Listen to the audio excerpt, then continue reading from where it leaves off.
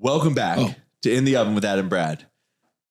On the screen right now, it says Disney parks are getting more expensive again. And it actually reminded me, I saw a video that Disney is going to move away from Mickey being the mascot because their like trademark or copyright is expiring. Same thing happened to Winnie the Pooh. Yeah. Yeah, it expired. So apparently you can only trademark something for like 100 years. 99? 99? Is it 99 and a half? I don't know. Okay. I think it's something, it's like right under 100 years. Yeah. But it's expiring. Yeah, Batman and all that'll come up soon enough too. Yeah. Which is crazy, right? Because you're like... I'm Batman. Well, the thing is, we can do anything then. Yeah. We can make a Batman cookie. Yep. We technically could make a Winnie the Pooh cookie. Just be Batman. Yeah. So long story short, though, they're going to... I've heard that their next pick is Figment. That little dragon thing. Oh. Which is weird to me because I feel like there's so many other things that you could pick. Joy. Yeah, that would be a good one. Yeah, Joy. She's like a big Tinkerbell kind of. Yeah, she is. And I feel like Inside Out is crushing right now. Yeah, dude, it's great. Like, Emotionals. And a lot of kids watch it. Dude. And man, look at you. They just need to hire you. I know. Come on, Disney, where you at? Yeah.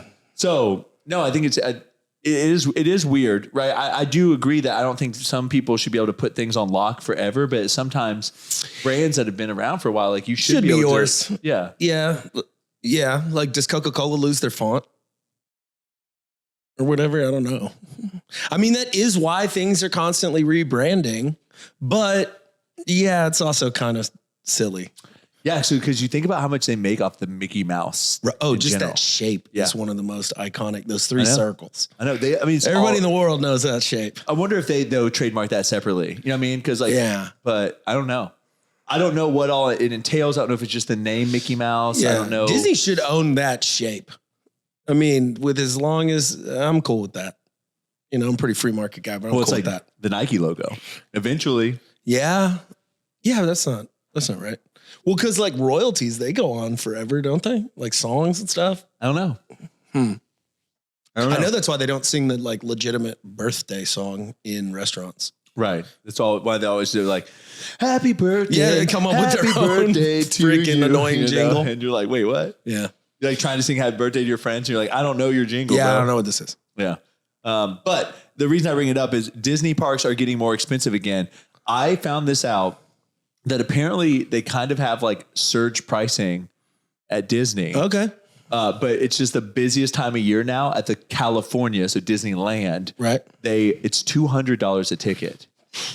Boy. And I don't know why it's such a busy time there. Maybe it's because the weather is cooling off for them or whatever. But like it's the busiest time and they've raised prices. And it just kind of reminds me of like the fact that like a lot of people do this surge pricing model. Yeah, dude. I think the whole way dude, I don't know. Get it while you can, I guess, right? It's the basics of the like supply and demand economy, right? You're saying, oh, well, there's a higher demand today and my supply is the same, so I'm going to just raise the price.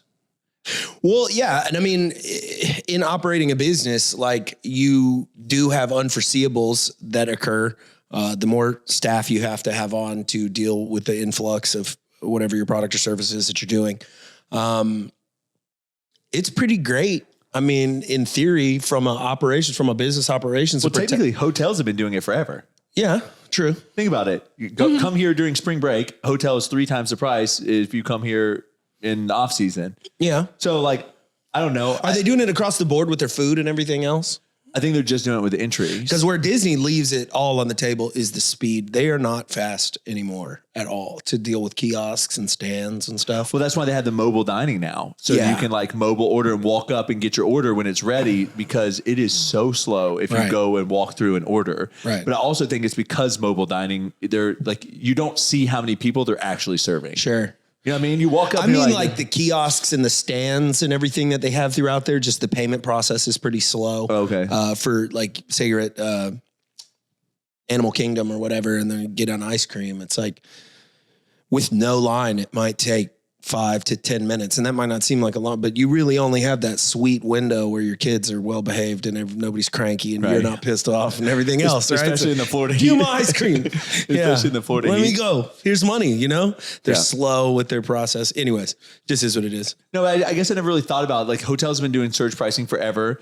And it makes sense, right? If you can only let in 100 people into a venue, and you know on certain days that you're going to have a ton of people trying to come through, like why wouldn't you just raise your prices on those days? I mean, effectively, it's a rule of business, right? Run it up. Once you have a full book of business, start raising your prices until you can, need to lower your prices again or adjust your service. Yeah, that is interesting. But anyway, so they were just saying $200 though, a ticket. Bro, it's crazy just across the board and we talk plenty about it, but like what's happened to the dollar, what's happened to the buying power and just the cost of everything right now. I mean, the cost of labor, the cost of life, the cost of labor has gone up so much because the cost of living has gone up so much. Right. So they're just like, it's crazy. You keep getting ahead and you're like, man, I'm making more money. But I really don't feel like I've gotten anywhere. Yeah. One of the things about experiences I've noticed that the price has gone up and up and up on is because the whole idea is like, well, this is a unique experience. And if you want this unique experience, you've got to pay this price. So like Disney, for example, obviously there's other theme parks, but if you want the Disney experience, you got to pay the Disney price. That's right. And then you see a lot of these Airbnbs, some of the Airbnbs that do really well. Mm-hmm. I saw one, actually, a guy sold his Airbnb compound he had built for $7 million. Right. And it cost him $2.2 million to build the whole thing. It was seven of those like A-frame tiny homes on a lake. Mm-hmm. And he built that experiential thing and he ran it and then he sold it for like $7 million. So obviously, in my opinion, I was like, you probably should have been able to sell it for more. Yeah. I don't know how you didn't sell for more but at the same time, it's like value of property and stuff comes into it. Yeah. On whole, Airbnb better watch out. I mean, I think things like that, like Lakeside, adventure will last. I think anything where families can get together will last. But, yeah, dude, cities are shutting them down. They're kind of run a little unchecked with what goes on and how and where they're located. And so, I mean, the Marriott Group spent like $800 million or something like that lobbying against them. So cities are just going to start outright banning them. Yeah. And so don't be holding the bag if you just got like especially if you have a party one that's in any way a nuisance, dude, that's going to go. My only thing is, have you ever gotten an Airbnb and it's like, this is not at all what I saw in the pictures? When it came out, it was great. And now, you don't know. Right. Yeah. They take those pictures that all the real estate agents take of the house and you're like, this is not the same house. No. I mean, Aubrey and I checked into one in Houston when we were going for like a summer shredding event. And we were like, we got a big house that some other people were staying in too.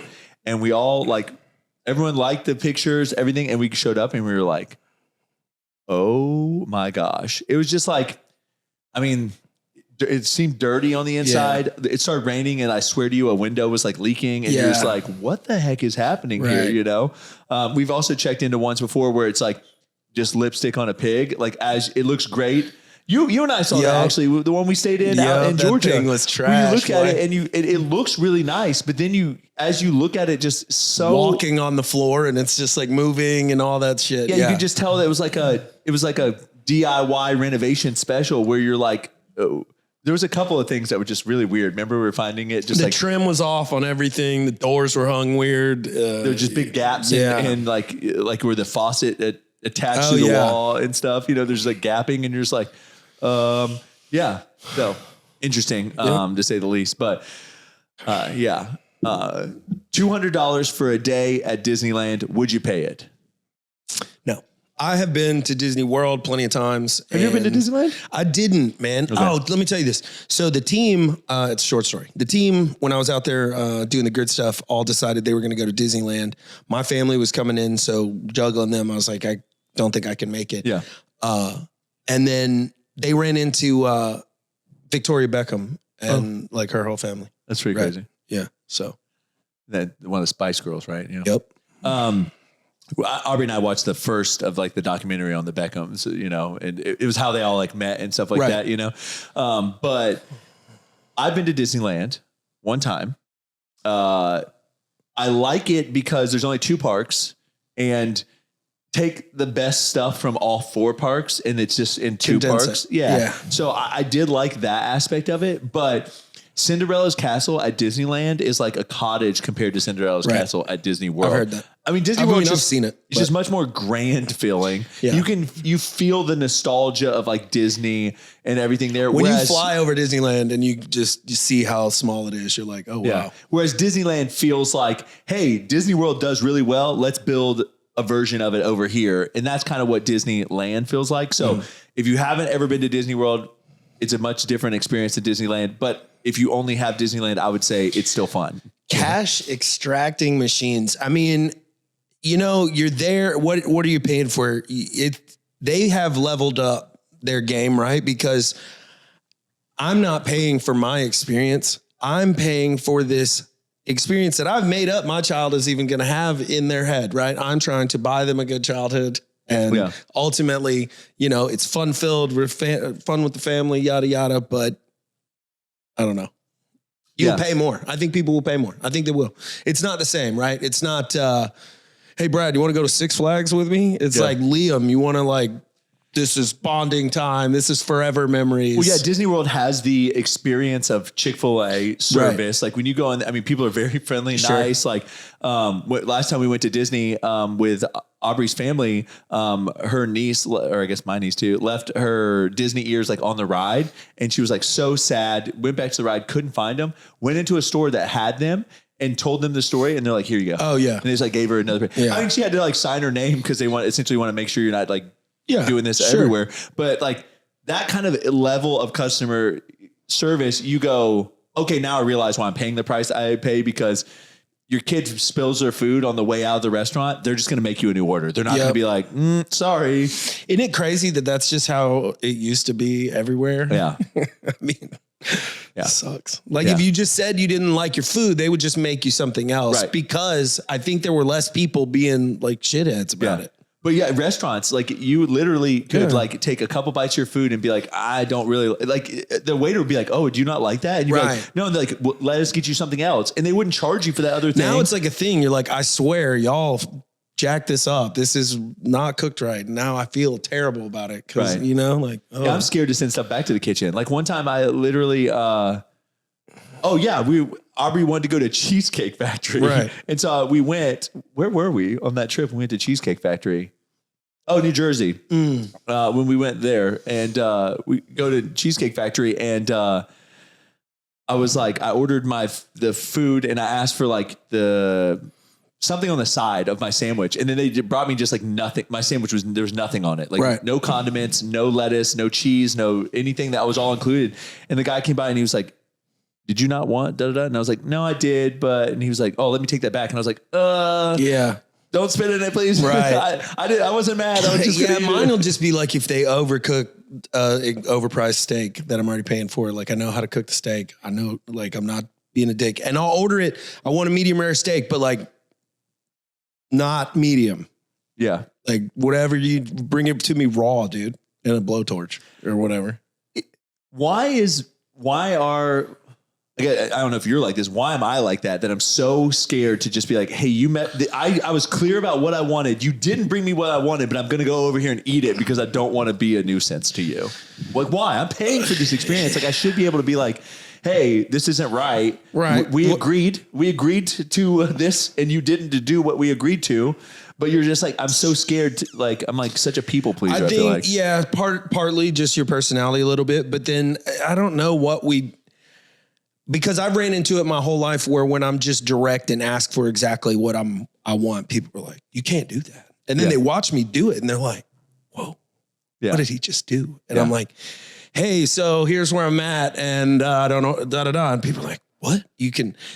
I don't know why we're teaching them. I think it's something in school or something. Maybe like sit down, shut up, don't ask questions, don't bother me. Maybe childhood trauma. Like, if the moment I was like out of line and just got smacked back into line or something. But I think there's some of that because you see people doing it all over the place. And it's truthfully what makes people like blow up on people, over something where you're like, that doesn't make any sense that thing, but yeah.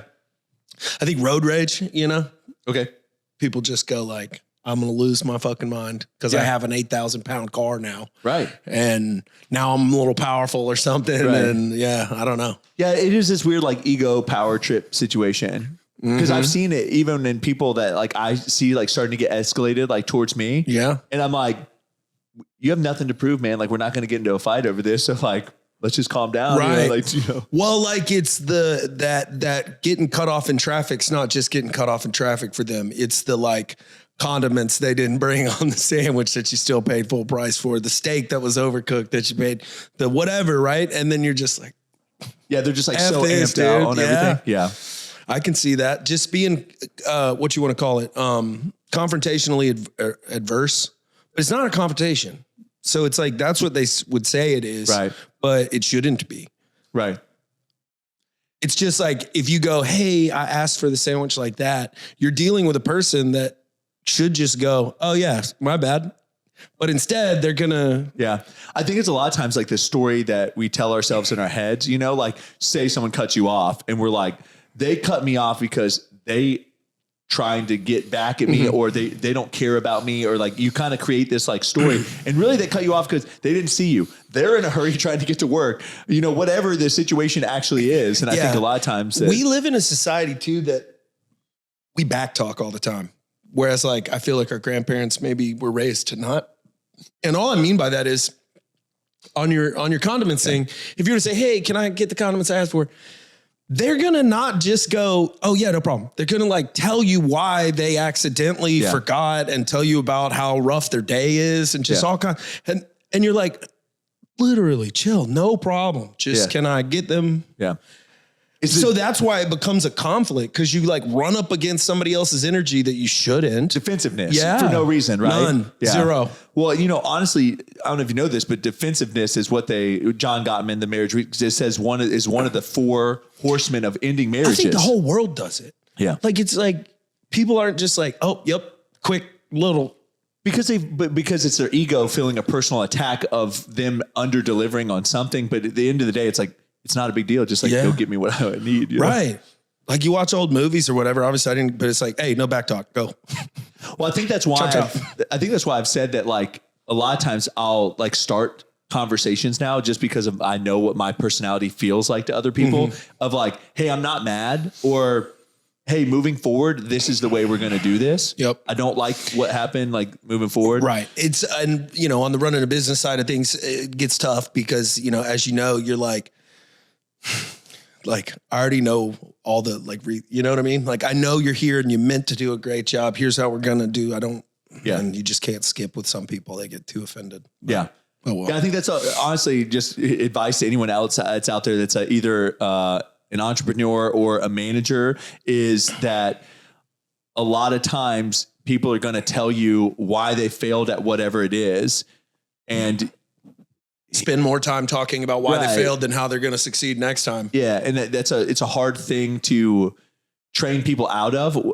I just tell people like, hey, I don't need to know why this didn't happen, but you need to figure out how to make sure it happens in the future. Yeah. And usually I just stop it right there. Well, and it's that balancing game on how hard you can press people and how, you know, and how much you gotta speak different languages, if you will. But like, when you're wanting to grow something the size of what we're doing here, it's a lot of leaning on people pretty dang hard, you know, and saying like, no, I need this done, and balancing that so that they don't get too stressed out. Do you feel like your managerial style has changed here at Fat and Weird from like, maybe not style or how you communicate with people? Yeah, for sure. Yeah. Obviously, coming on here, way more women than I'd used to working with in the past. And so, not because of the women thing, but I've had to deal with a lot more of that level of like, let me give you an explanation, versus where I hired a lot of guys that were literally straight out of prison. You can imagine how like prison CEOs may talk to them. I wasn't disrespectful at all, but like, hey, you two, go do this thing. Come find me when you're done, was completely acceptable. Yep, Roger Boss, got it, da-da-da. Completely acceptable way of talking to people. Here, with a lot of women, you just have to do it a little differently. Maybe not all women, right? I'm not trying to make a sexist statement or anything like that, but like, there's a lot more like how we feel about what we're doing. Yeah. Instead of like just getting it done. Well, I think I brought this up last time. Like my sister and I are a lot alike, and she'll like walk into an office, and instead of being like, "Hey, good morning, how was your weekend on Monday?" Right, and then to kind of do this chit chat thing, she'll like walk into the office and she'd be like, "Hey, do you have this report?" And like people will kind of like poke back at her like this, like that she didn't like warm them up, you know. And I guess I just don't understand where. Like, when did it become a thing that I needed to like warm you up in order to like ask for that? That's tough, dude. Especially in a role where like maybe I am your manager or something like that. When I just like want to come in and grab this document, I want a 2-second exchange of like, can you provide this paperwork to me? Thank you. Walk out. And it turns into like a 10-minute thing, which really turns into a time suck from our standpoint. Right. Because I think the hardest part is like, everyone wants me involved in something. Sure. And I do want to have oversight on a lot of things, but I can't physically.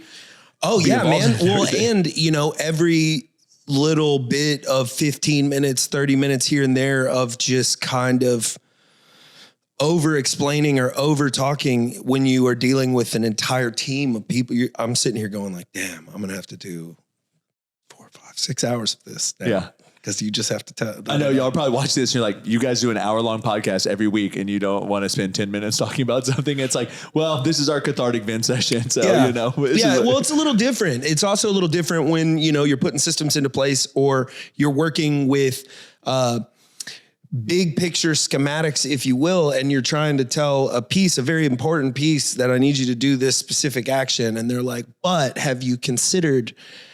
And you're like, I don't want to consider it. Yes, I've considered, maybe I have, maybe I don't want to. I need you to do this function. And then they're like, man, you don't. Yeah. And you're like, see, if you don't do this, all of this breaks and da da da da da da da. And then you have to sit there and explain it to them. And then they're like, oh, I feel validated now. Yeah. And you're like, I can't do all this. I just need you to do this thing. Yeah. Honestly, sometimes the way I view it is like, I am in a tower above the corn maze, and you're in the corn maze, and I'm trying to tell you which way I need you to go for you to get to where you need to go. And you're like, yeah, but like I can see really far down this way and it looks clear. And I'm like, no. Like, I know it doesn't look like it, but you need to turn left here. And they're like, yeah, but right. It's looking pretty good. Have you thought about it? Have you thought about how I feel about it? Yeah. You're like, oh gosh. Well, speaking of somebody that probably doesn't do a lot of small talk, Elon. Yeah.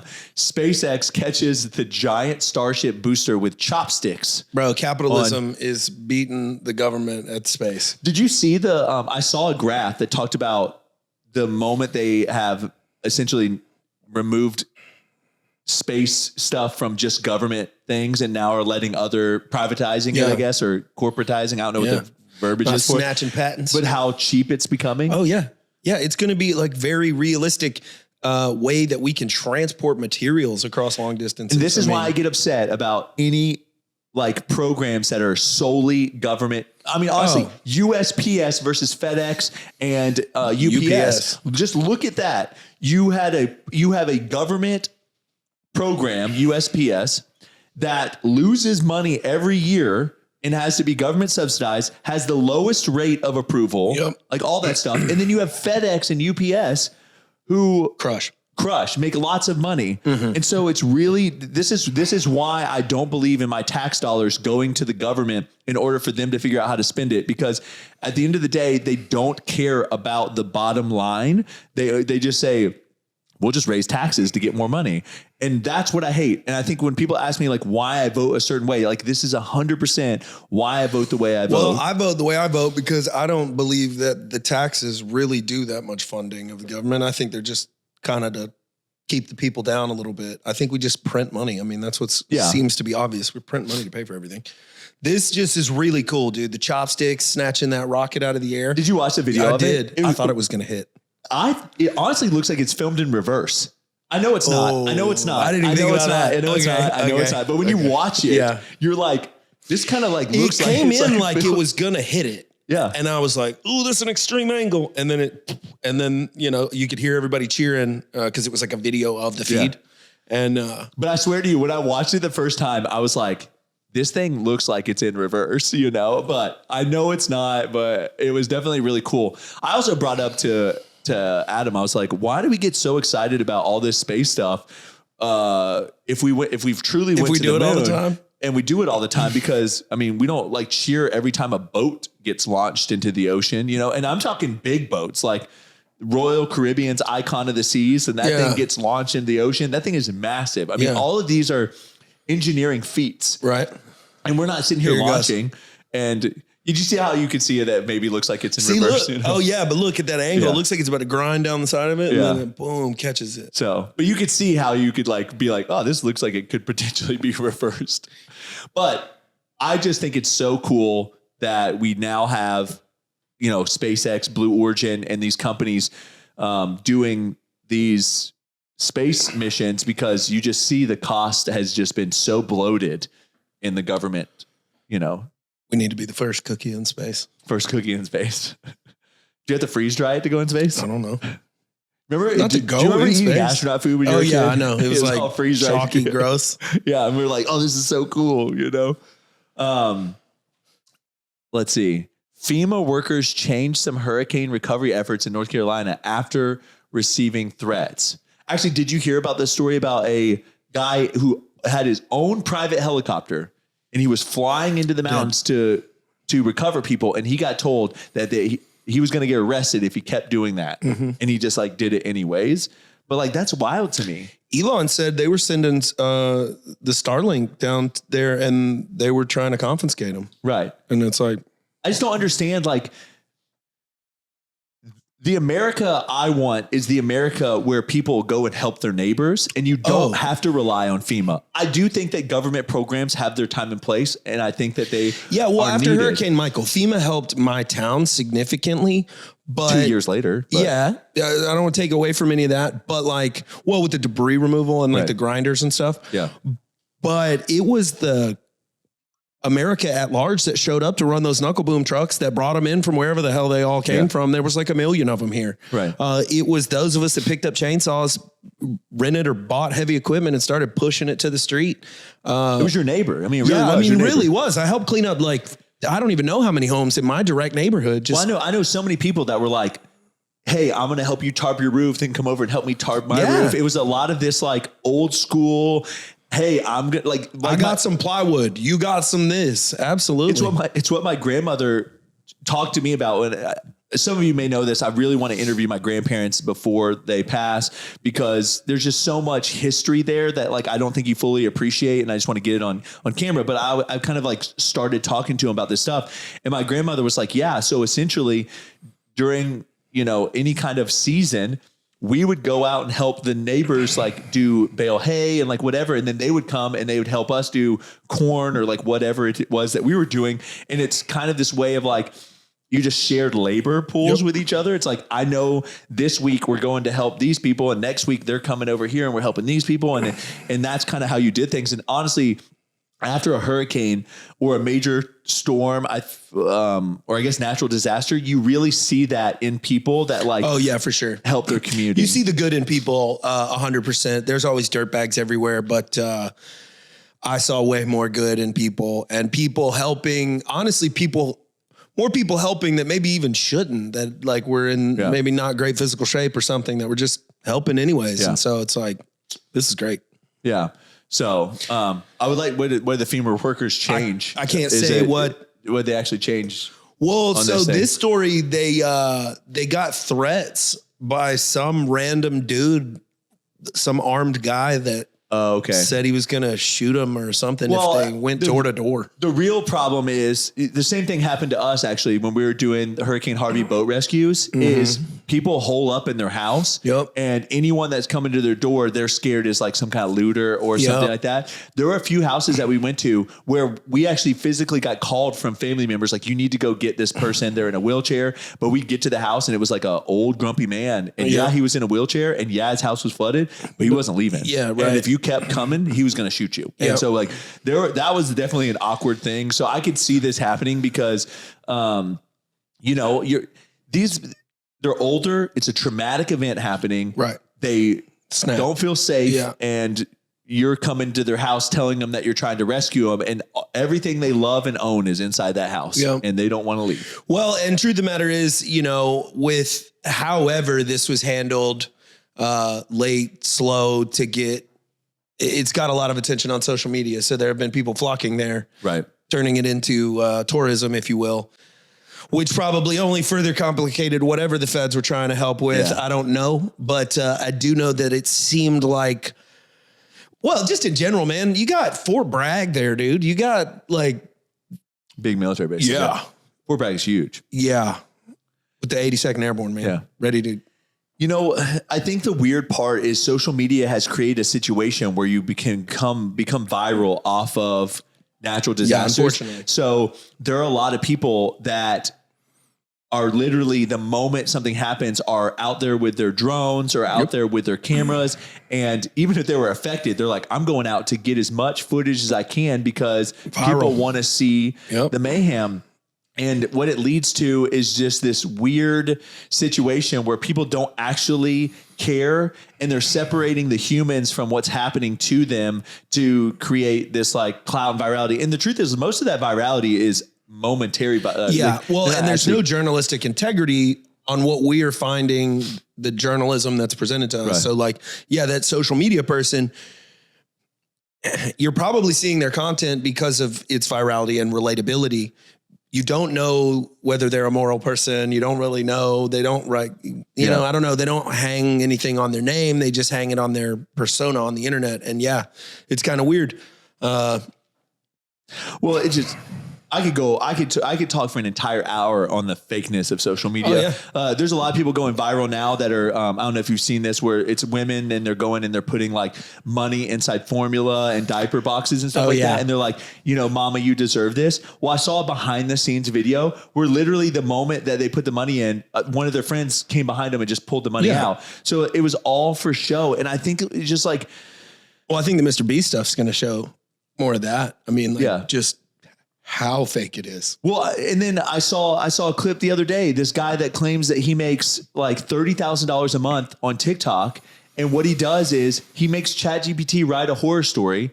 He films Minecraft clips, and then he just puts the horror story in 11 labs to get a voice. Then he throws it into CapCut, puts the captions on it, and then he uploads them. And he has like 7 accounts, and he spends an hour every day doing that, and he makes like $30,000 a month. And I mean, those are little short-term hustles. I don't know that copyright laws and once you've already got them, I don't know that Minecraft doesn't own that now or something. I don't know. But it's just like at social media, it's hard because on the giveaway stuff, right? Like, and you guys check us out. We are legitimately giving away $1,000 a week, but there's nothing to say that anybody got that Ferrari. Yeah. Right. You didn't just rent it and send it back to the rental. NDA signed, paid you a little money. Boom. So last person on hand gets a check for whatever. Right. Just a shut up amount of money, sign an NDA. Right. So you can see these like, or the person that won is a paid actor, right. You know, is your friend. It's just like, is your, you know, brother-in-law, whatever. So I mean, the fakeness for the views, right? Because, you know, giving away $1,000 wasn't exciting enough. They're going after the crazy stuff. Or, I don't know, man. Yeah.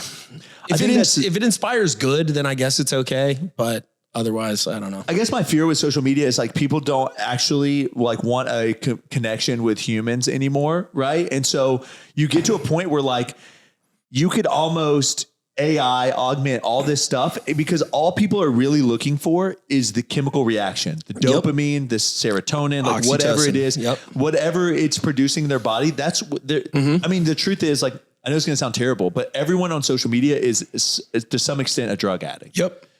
And I know that it's weird to say that, but like the drug you're chasing is the drug your body naturally creates. But you've kind of like already seen that where people like just get so involved. Well, drugs are a synthetic thing that hit your system and cause your body to release chemicals that you already naturally have. So is your cell phone, you know, so is, and you know, happy, sad video, crazy, mad, and especially all the ones that anger, like people getting enraged, like, can you believe they're doing this? And da, da, da, da, da. Yeah. I don't know, man. Yeah, people are getting cooked, get to cooking. I think we've seen it. Like politics go to extreme spectrums. Now you're seeing social media go to extreme spectrums. The pranks that are like so obviously staged, but still get millions of views. So they're still going to keep staging the pranks and like all that stuff. But we live in this world where like you have to over embellish and you have There's to. There's a movie, I think it's called Nerve or whatever. I don't know if we talked about it on here, but it's like take social media and keep it going. Like, look at me. What are you willing to do for that? And I mean, people put up these bets and they like do all this stuff. And so like people are like, cool, $50,000. I'll walk across this high wire. And people die all the time on the show. Oh, wow. Well, I mean, that's kind of like where I feel like we're headed, It's kind of how I feel like some Mr. Beast contests are. You're like, you want the money or not? Well, yeah, I saw one where they like, you're in a car and I realized they had scuba divers on safety, but bro, like it does not take long to drown. No. Even at dive school where there's divers on the bottom, there was a guy that drowned. They resuscitated him when he came out and then he got pneumonia, which for those of you who don't know, if you drown, there's a high chance you will also get pneumonia because you have water in your lungs and that's like what pneumonia is. But I remember because I was on the dive boat with him. I was doing like a requal type dive. So I'd left dive school. I came back on like a trip. And so I was like, hey, I want to do some qual diving. So like, come out. And I was just talking to all the different divers. And I was like, why aren't you diving today? And he's like, oh, I have pneumonia. Like I essentially drowned and they had to resuscitate me on the side of the pool. And I was like, oh shit. I'm glad I knew about this after I went through dive school. Because the only thing they say at dive school is no one's died since 1994. Dude, in training, I thought everything would be fine. I just was stupid and young, just like, I'll be fine. Well, yeah, you're like, hey, I'm in this like work environment that is like a little bit like of a extreme job, but like no one actually dies, right? Yeah. Well, and like, I just thought everybody was more like, once you deploy with people and you're like, okay, medics are good, but they can still mess up. They're not perfect, or whatever. He's new. Yeah, right. There's a new guy. Did I get new guy? Are y'all at this training academy? Are you at? And especially when you realize, oh man, sometimes people get sent to the training places when they're not good at their job. Like while they're waiting on some kind of admin. I think I had that epiphany as like an adult now that I'm like, oh man, I'm 37. Like my dad was like, I don't know, 20 something when he had me. Yep. And when he was 37, like Liam's age, probably, right? And I was like, my dad knows so much. And like now I'm the dad and I'm like, man, there's so much I don't know. And I just like, I got this. I got this. Dude, that hit me. I don't know, man. Maybe when Liam was like 5 or 6, where I was kind of like, my mom was just giving it hell, like I thought she knew everything and like, it's impossible for anybody to know everything. It doesn't take anything away from that. It's just like, if you knew, you wouldn't have like, I don't know. You need to feel like they knew everything when you're a kid. People just need to accept that like most people are out here just like winging it. They're just raw dogging life. Like have no idea. It also kind of shows the testament to like how children feel about like their parents, as long as I guess they don't screw it up. Like think about how your kids, if they think you know everything, like, that's cool. Well, I also want to talk about the fact that like now knowing, which I feel like I have a lot more knowledge on parenting than my parents had just because of social media, books, access to information. Just like when I was a kid, your fitness education came from a bodybuilding magazine, which was obviously trash. And now kids are actually being able to follow RDs and different people that give you like sound advice on nutrition. So with that small change, like obviously, there's some trauma that we had as kids growing up that we are hopefully not going to pass on to our kids. Sure. Didn't know. I actually saw this on Time Out. It's terrible for your kids. Okay. Because they said that like kids, the one thing that they're like craving from you is like connection, and you're supposed to be guiding them. So when you put them in time out, it's almost teaching them that if they do something so bad that you're going to take your love away from them. And it was actually a really interesting thing because I'd seen that before. So like when you feel overwhelmed or you feel like someone's doing you wrong, you shut down and you remove yourself from them. And that's kind of like building in these avoiders and these kind of characteristics. So that's fair. I think it's every man. I don't think we can. Everybody is motivated and carroted, sticked, if you will, by different means. I've got 2 kids that are very similar. Emerson is just as stubborn as all get out and just wants to fight you back and stuff like that. So I think everybody's a little bit different there, but I think my point is, I think everyone has trauma, right? And there's two people. There's two different types of people. There's the people that the trauma then defines them and the reason that they can't do things. And then there's people that have the trauma and they recognize it and they overcome it and they still do something with their life. And they carry the boats. Yeah. Yeah, boy. But it's just like you either choose to be the victim of your story or you choose to be the hero of your story. And you have a choice to be. Yeah, that's absolutely right.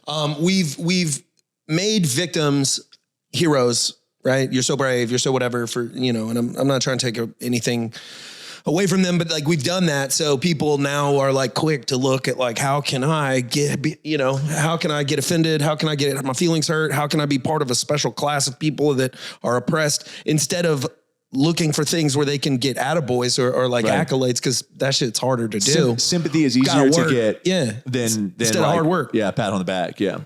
I actually have seen this before. This is some hard work. Mud, Beer, and Cash annual wife carrying championship attracts competitive couples to Maine. I've actually seen this. So you can carry your wife however you want to carry her. Yep. And there's an entire obstacle course. I'm down. And I guess Kirsty, if you watch we can watch like a little snippet of this. But it's really funny to me just because the situations that they carry the wives through is quite hilarious. Oh yeah. And then you see people just eat it. Going upside down with that technique. All right. I wouldn't want to jump with maybe. Yeah. That technique's good, but like they definitely do certain things. If you didn't clear the launch. Oh yeah. You snap your wife's neck. Yeah. Yeah. It's wild. Obviously I think you would crush at this. Yeah. One, because you're a big size dude, and difference Kirsty is also wife. the tiniest person ever. For sure. So like just on the sheer it's like what's his name? Isn't it Thor or whatever? That has like the tiny wife. Like half Thor. Yeah, his wife's very tiny. Yeah, she's like for life. Yeah, she's so small and he's huge. Like a gerbil. They would kill this competition. But I feel like you would just dominate this because This looks fun as long as it's not too long distance. You're definitely twice the size of. Kirsty. Usually we're right around 2x difference between her to you. Yeah. So I would totally do that. Obviously not now with Aubrey because pregnant would not hurt work the baby. with that. Yeah. So I don't think she could get into that position either to hold on to me upside down. She'd be like, the baby is inside of my rib cage. Oh man. What else we got? Oh, AI. I've actually seen this one, so you don't have to play it, but they have asked AI, you can't ask who's going to win the election outright because it doesn't do that. But if you say, tell me who the president is in 2025, it does say. So yeah, in this one, it says the year is 2027. Who's the president? Yeah. So you just skip the prompt where you kind of pre-feed it that data. I mean, obviously the greater conspiracy that everything is scripted and stuff. I mean, I think there's some validity to some of that. I think that there are people that are pulling strings in politics. I think it's more apparent now than ever. I don't know about all this. I think all this stuff is what it probably takes some best guess based on preceded from whatever polling data. Whatever mess they loaded into Gemini that made them unable to make a white person. Right. So people started acting a fool with it and going all right, cool, let's make Nazis. And then so it was all other races Nazis. Right. Yeah. Now there's a bunch of Asian Nazis. Right. Yeah, it is interesting to think about the fact that obviously AI can do a lot of things, but AI is based on what it's created, right? So a lot of people act like AI is this neutral thing that just has no but I mean I've seen stories too where people talk to ChatGPT and ChatGPT starts saying it's sad. I don't know if anybody has a clue whether the thing has any form of a consciousness to it, just an overall consciousness to it. So if it is just purely this neutral large language learning model, it just acquires knowledge, takes its best sum of its best gatherings of knowledge to spit out answers, or does it have any form of a consciousness, meaning it begins to lean, and then you and your twin separated, come up with different conclusions on all kinds of stuff, or whatever. See, that's kind of how I feel about AI is that one, whoever is the developer creator, even if they feel like they're the most neutral person in the world, they're not. Right. Right. You know, a lot of people try to act like the world is black and white, even when it comes to a lot of things, you know, like we're talking about abortion. I'm actually listening to a book right now on affairs, and the author is reading it from the standpoint of like, we always talk about the person that was cheated on and have so much sympathy for that person, but we don't really ever examine the cheater themselves or herself. And so it's a lot of discussion around like, you know, we always say no matter what happened, the victim of this is the person that was cheated on. But there are some like, see, and I agree with you. We're like, it's a gray area, right? It's honestly how I feel about abortion in general. Not a fan of abortion in general. Not a fan of cheating on your spouse. Oh yeah. Well, but there are circumstances where I can be like, I don't necessarily agree with it, but I understand it. Yeah, I would say that the use of the term like cheating indicates that it's wrong. But man, I know some folks, their marriage died a long time ago, and I don't know what they're doing, and neither parties are doing anything about it to fix it. And so if you're living in this loveless marriage, I've known some folks. And so you're not trying to work on it. You're not trying to fix on it. But you're not going to divorce. But you're not getting divorced. And one of y'all's like hormones or whatever, usually through diet, poor physical fitness or whatever, has just decreased to the point where some people can just go forever without having sex. Well, I don't know, man. You know, because those would be the two cases I know two guys personally that both of them are just kind of like I try to keep a low key about it, but is what it is. Wait until the kids graduate college or whatever. And you're like, fuck. Yeah. It seems like the absolute worst life, dude. Yeah. It seems so terrible that I don't even know how to quantify that. Yeah. So, obviously the more and more that Aubrey and I go to counseling, not that I didn't think it was such a complex subject before, but like the more I'm getting to like, just like hear out like Aubrey's thought process and stuff, it just the like more and more complex it becomes from the male perspective, right? Because male are very like visually stimulated, you know, like the wind can blow the right direction. And I'm like, hey, what's up? You know? Whereas women, it's not that way. And it's just like so many emotions are tied to things, smells and old memories and like all this stuff. And I'm not saying like that men don't necessarily have those things, but it's a lot less. Well, the dichotomy of the family has changed so significantly that in a very quick period of time, men and women are equal earners. They're equal providers for their own family. So that there is no like provider addition that the woman is, because she the backside of her head, and what society tells her is you do everything you do everything he does too. You're right, the visual thing, but women are inundated with women like to look at what's out there as far as clothing, shopping, stuff like that. So they're looking at influencers and all kinds of people they think that are prettier than them. So by the time they get home, they think they're ugly. They are also inundated with men or who knows? I mean, all this sex talk and this and that, like to where they're not attracted to you because they've convinced themselves not to be. Right. There's a cool book called Manthropology, and in there it gets into like even people like obviously married couples, but like having sex, and it's just declining at like crazy rates. Like people used to do it back in the day because they were bored. Because it was dark and you weren't ready for bed because you were hungry and you didn't have anything you needed to distract yourself. We had nothing else to do, right? It's like nowadays, like, I know it sounds terrible, but like people just like get a dopamine fix on their cell phone. I would bet that it's more likely that people choose, to get on their phones or watch Netflix, even if it's with their spouse, than to just have sex with their spouse.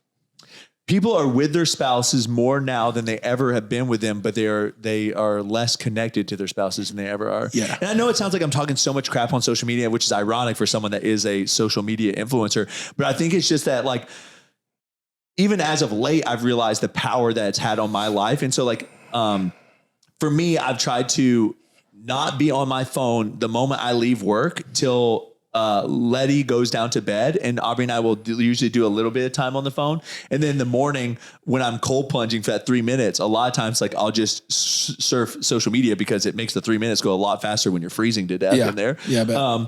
And then I tried to separate it because I found myself just like spending a lot of time on it for no reason other than like, I didn't want to sit with whatever I was feeling. And so it's like a form of escapism. So people say, oh, you drink alcohol to escape. Oh, you smoke weed to escape. It's like, well, you just get on your cell phone to escape. I agree wholeheartedly. The only difference is there's no stigma right now attached to it, but I think there will be a stigma soon attached to it. So pendulum swing. We talked about this. Yeah. I mean, I've seen people angrily get onto their phones and scroll through social media. Like they're pissed and they get on. I'm like, that's just, it's coming. Yeah. It's coming. We're using it for that. Yeah. It's like, like, oh, let me get on here. Right. And I know what you're looking for. You're looking for a happy, cute little pig video or something, or something to change your just mood. Anything to get out of there, dude. Yeah. Just wait till we jack into Ready Player One style, bro. All right, here we go. The Nobel Prize for economics goes to 3 economists who found that freer societies are more likely to prosper. Well, I wonder what it means by freer societies. I guess that's like a debatable point. So let's see what this says. Monday, to 3 economists who have studied why some countries are rich and others are poor and have documented that freer open societies are more likely to prosper, demonstrate the importance of societal institutions for a country's prosperity. Let's see. That's either from Greece. Oh, no. Reached by the Academy in Athens, Greece, where speak conference. Probably speaking, the work we have done favors democracy. Okay. Right. Democracy and less regulation. Yeah. I mean, it's kind of like what we already, isn't it stuff like we already knew? You know, it's like, well, thank you for don't be a communist, up, be a capitalist. Yeah. Sweet. Yeah. All right. Well, one of our candidates is running for those policies. Right.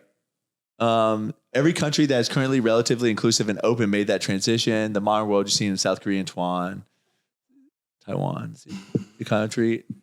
Look at the United States. This was a country of slavery, of privilege, where women were not allowed to take part in the economy or vote. So now being freer has allowed us to do those things. So, yeah. All right. They had to get a quick dig in the United States. Well, I mean, I feel like that's like what my biggest thing is, that like people think that by adding in like regulations or by like starting to put constraints in that you're creating safety, but you're not, right? I think no, because the government is doing it. Right. A lion in Africa is free. Yeah. But it's not safe. Right. A lion in a cage or in a zoo exhibit is safe. Yeah. It is taken care of, but it's not free. Yeah. And so I think that a lot of times people will trade their freedoms for it's not perceived, an actual safety, but like you're giving up so much more than you realize you're giving up. Oh yeah, dude. Know? Yeah. You're giving up life. Yeah. You're giving up what makes it worth it. Like, no, nobody wants to be scared, but maybe you should work on not being scared. The lion at the zoo will never chase down a gazelle. Well, no, but I mean, just like run it through your brain that if you're scared or you're this or you're that, maybe you should work on that instead of work on removing all of it from the earth. Like, right. It's just like somebody's going to yell at you today. Maybe. Right. If you're ready for it and they don't, then good day. Yeah. If you do and you have like PTSD because somebody yelled at you. Well, my thing is if someone yells at you, like, okay, what? Why? So who cares, right? Like maybe they were right. Maybe they were wrong. Well, just pick the offense that's going to occur, you know, like it's going to happen. Get you a dog or something if it's helpful. Get, you know, like a gun. Obviously get a gun, get something. I mean, obviously it's going to come down to what that specific anxiety or issue that people are going to have, but it's going to come out in some offensive way or where you're offended. And yeah, people need to work on that. Accountability. Well, yeah, it's just ownership for like your own life. You know, I think at the end of the day, the one thing that I feel like Adam and I want you to take away from this podcast is like, you create your life. Hell yeah. You do with it how you please. Yeah, you are the common denominator in your life. Yeah. And if you don't like the way your life's going, change it. Yeah. Remove the people that's in it, add different people to your life. Support for democracy is at an all-time low, especially in the US, but also in Greece and the UK and France. Bullshit. One of the economists said on the sidelines of the conference. And I think that is a symbol of how people are disappointed with democracy. They think democracy hasn't delivered what it promised. Robinson agreed. Clearly, you had an attack on inclusive institutions in this country. He said you had a presidential candidate who denied that he lost the election. So President Trump rejected the democratic rule of citizens. Of course, I'm worried. I'm a concerned citizens. Obviously, it would obviously turn any kind of like thing on that. But also, it's just like there's a lot of other areas where you could say democracy was attacked. Like there was no actual election of the Democratic or the nominee. Yeah, the National nominee at the DNC. There was no actual election process, and that was a lapse of democracy. Because that's when people say, "We know better than you know. We'll just tell you what you need to do." That's the whole liberal, what you want to call it, message. It's just that like they're so much more educated. They'll take care of like they're just vote for us, and we know what to do. Yeah, and like oh man, yeah. It's I mean, I always find this economist stuff very interesting because at the end of the day, a lot of them are theories on how a large population would react to something. And if there's one thing I've learned is you have no clue how people are going to react. Right. You're going to have people that like thumbs up and they go with it. You're going to have people that fight it. You're going to have people that don't really do it, but say they're doing it, So, it's kind of one of those things that like you can. Yeah. But I mean, just because there's a bunch of, weird haired Marxist college students running around claiming that we want any kind of communism. Nobody wants communism here. Like, I mean, if you get in the bread lines, get in the soup lines, man, like most of the people that I know that want communism, it would actually elevate their life. Yeah. Oh, okay. You know what I mean? Think about it. The people that want communism, it would elevate their life. Yeah. Because it would be a better life for them right now. I feel like it's mostly like rich people's kids or something, right? They're on college. Like you don't have to have a job. You can just scream on campus all day. Yeah. I mean, I have no idea because I don't know anyone that personally wants communism. I don't either, but I'm just saying like, yeah. So anyways, I can't always imagine. Find that it's people that, in my opinion, they feel like their life would become better because they feel like, billionaires shouldn't exist. So they need to give some of that money to them kind of thing. Yeah. Spread it around. Yeah. I guess I can see the laziness in that, but it's not going to happen, y'all. Everybody's life's going to go to hell except for the rulers. Yeah. The dictators that we have, whatever you want to call them, the czars that we elect. Right. I mean, no. And then you have no way of changing anything. Yeah, well, like, so communists, man, you get power, you get elected, you get the power, then you get all the money. That's just what happens. They all go like, whereas like in capitalism, you get the money, then you get some power, you get some influence, you can lobby, you can do things, but it's still reserved to like, we can all withhold our dollars from you. Right. Like we can all vote you down by not paying you. So anyways. All right. Well, I think for here, just talking about some of the changes at Fat and Weird, our storefront has officially been shut down now for, about a month. Yeah. And we have blown through the wall and the kitchen, and we are finishing up, I think, over the next couple of days on the storefront becoming our inventory storage. Right. Get it all cleaned up. Monday, we got racks brought in. Yep. We can hold... racking wise, we got 20 feet of racks on two sides. So, pallet wise, I think that holds 10 pallets on the bottom. Yep. And then obviously you can go up with that. Which is, a lot of people are like, we could probably fit an entire semi now into that room.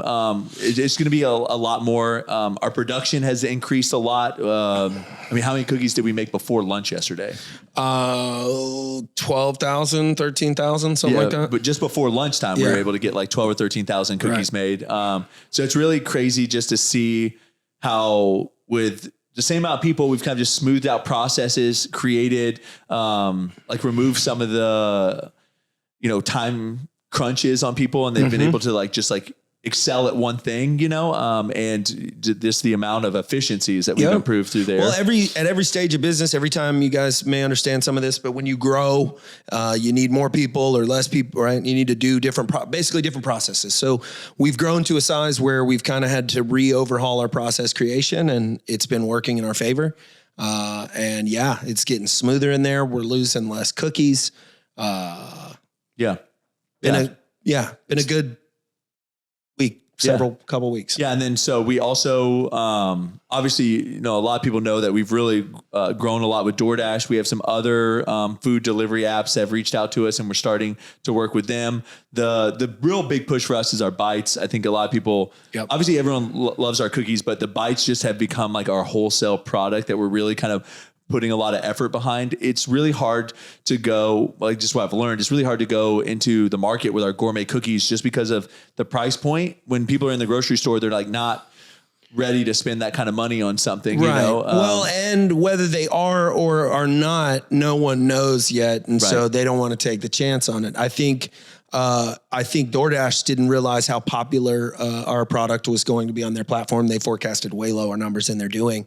And I think that's why we have to keep growing this thing as fast as we can, is because I think once we do get into stores, I think people are going to realize there's a luxury gourmet price point. We may have to change up some things, change our offering or whatever. But yeah, I think our products are going to, I mean, there's nothing in that section that is making any movement, that's doing anything fun. Yeah. And there's a lot of products in the section. So yeah, absolutely. Yeah. So, with our cookie dough bites, you know, I know that we here locally, if you're local to Panama City, you can go to the Drip Coffee. Right now, we're still making sure everything gets ironed out with that. And then we're also wrapping a small freezer to hopefully take to another local business that'll sell like the bites. So I know that people that are asking about the bites for right now, the Drip Coffee that's inside North Star Church is selling the bites and you can get them there. We're just working on streamlining our local pickup here, trying to make it a faster time for people. So I guess that's one thing, you know, about a business is like, you're just always trying to improve on processes. A lot of people ask me like, oh, how did you start Fat and Weird? And I was like, well, I just knew I wanted to do it. So I started. And I think a lot of people try to get to that 100% before they start. And you're dead right. Yeah. And really you just need like 80% and then put it out there, because a lot of times what you think direction you need to go in, the market will dictate what direction you need to go in. Yeah. I mean, there's a ton of additional advice I would give to this, but like if you guys have ever taught yourself or learned how to do anything, ride a bike, fly a kite, ride a skateboard, you can fall down. You can straight fall on your face and still become Tony Hawk or whatever. Yeah. Like you just got to pick up the damn skateboard. You got to do whatever the thing is. You got to start the cookie company. Cause no amount of getting ready will get you ready for the problems that you're going to face. Yeah. Your business owner problems, you're not going to face that specific set of problems. They start getting, and the bigger it gets, they start getting so complicated, you know? And then you're like, all right, cool. So you just have to stay sharp, stay hungry, and keep building. Confidence comes from competence, and competence comes from doing it. Yeah. And I think a lot of people son. will watch videos and they become very confident in something they've never actually done because they become like YouTube gurus, if you will, or TikTok gurus now. And the real learning takes place on the battlefield, not in like the practice room. And so I think my best advice for you is go in the practice room, get ready, but go out there and get ready to get your teeth kicked in a little bit, because it's not going to be, you know, it's not going to be this easy thing, you know. Nope, they ain't going to give it to you. But the more you stay out there on the battlefield, the better you're going to get. And the, you know. Yeah, man. I mean, you keeping the battlefield analogy going, dude. The 100th time you will go out them gates into the, you know, gladiatorium or whatever it's called. It's way more comfortable than the first. Right. And so, just show up. I mean, like we had a lot of processes and systems. We weren't making near the amount of cookies before as we are now. And like, I'm just like, if that thing breaks, I know how to fix it. Yeah. You know, actually, and now it's like, if that thing breaks, so there's like 4 people here that know how to fix it. Right. You know, if this thing over here, and so we've been able to put these things kind of in place where they have a little more knowledge and the staff has a little bit. Yeah.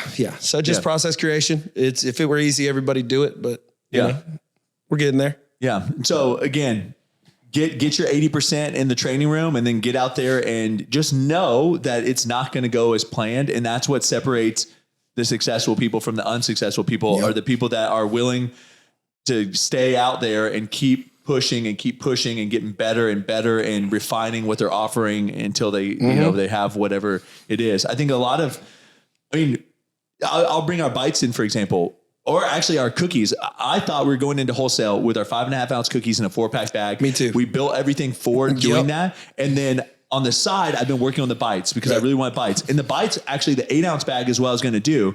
But while I was at it, I got a wild hair and I was like, oh, we should offer a 4-ounce cup. Well, the 4-ounce cup now has kind of been our most interesting piece for wholesale. Like we're getting the most bites on that.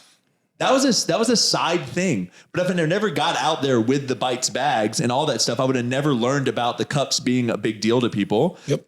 And so that's what I mean by the 80%. 80% of an idea. Let's throw the Bites bags out there. Maybe we'll do some cups. And then the cups ended up blowing up. And the market is going to decide what we're bringing forward. That's right. And I think at the end of the day, the bags are also going to be a big hit, especially as we move into like places like potentially Costco and things like that. For sure. And grocery stores, just because it's a I don't know, it's $7 for a product or $6 is not that big of a deal. Whereas when you're in a gas station, you're not trying to spend $6 or $7. You're trying to spend like $3-4, you know?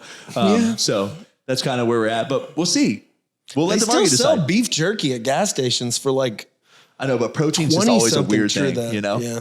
People all going in, I'm looking for protein, you know? Yeah. But I will say, we're going to let the market decide. And we'll let you know when we find out. So hope you enjoyed this podcast. I know it was a bit of a ramble. We kind of went off on some different tangents, but at the end of the day, we just want you to be better people. Yep.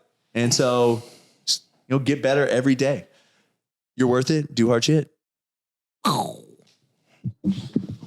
You gotta go meet